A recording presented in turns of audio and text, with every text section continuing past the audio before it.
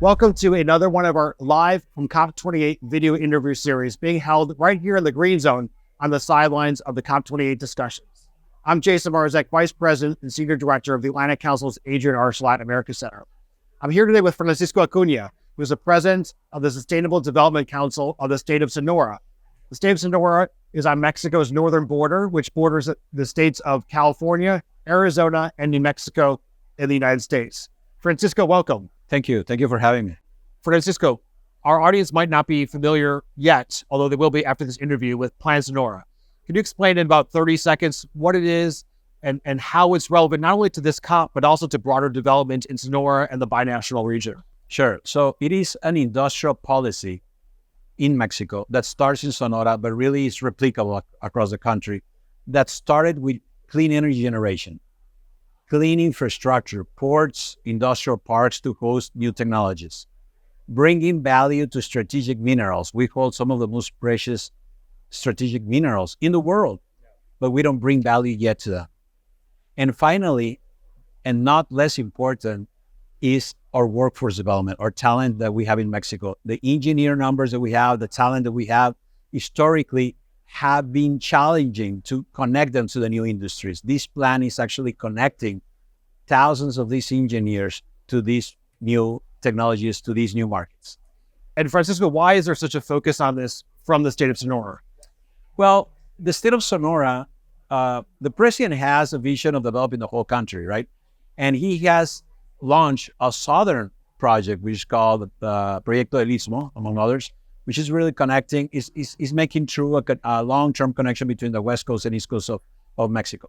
This is part of the northern development of the country, which is replicable through the whole north of Mexico. But for a long time, Sonora used to have a leadership position in northern Mexico, economic development in many ways.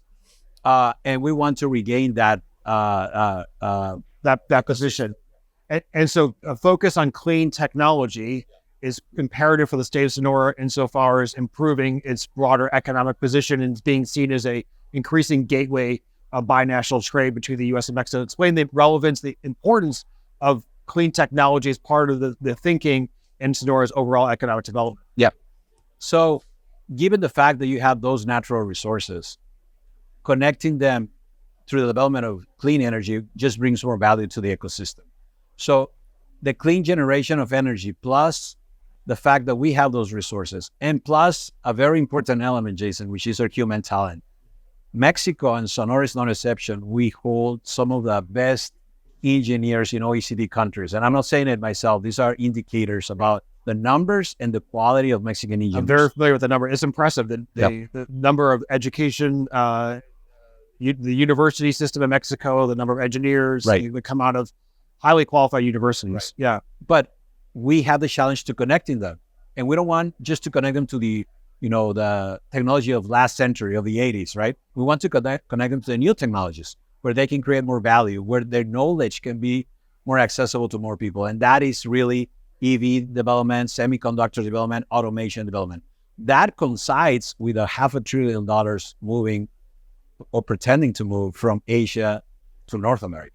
So this whole momentum is very unique for us. And it seems like it's both sides. It's both insofar as development of new technology, which will incentivize more businesses to locate in Sonora, as well as the production technology that will actually be critical to supply lines moving forward.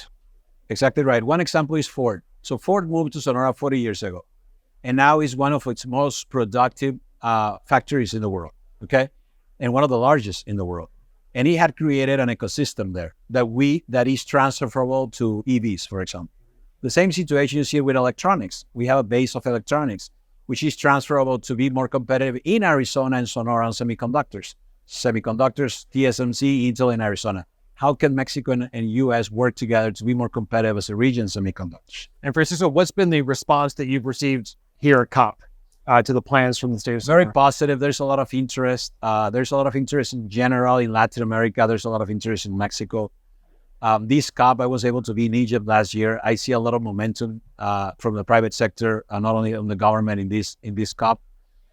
We are having great meetings with different players, different stakeholders that are interested in the port, in the clean energy, in the relationship with the U.S. as well, in the relationship with Asia. So very excited. I think what's also really interesting about Plan Sonora is the fact that this is a part of a broader binational plan with the United States. It's about clean energy and clean technology for the improving the environment, yes, but also as a conduit for increasing commerce, greater economic prosperity, and value chains writ large between the U.S. and Mexico, as well as looking at what the future can be for not only the state of Sonora, but also for the country of Mexico writ large. Right.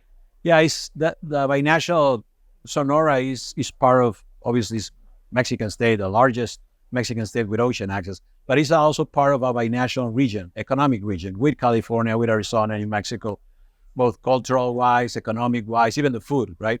So there is a very unique opportunity of the southwest of the U.S.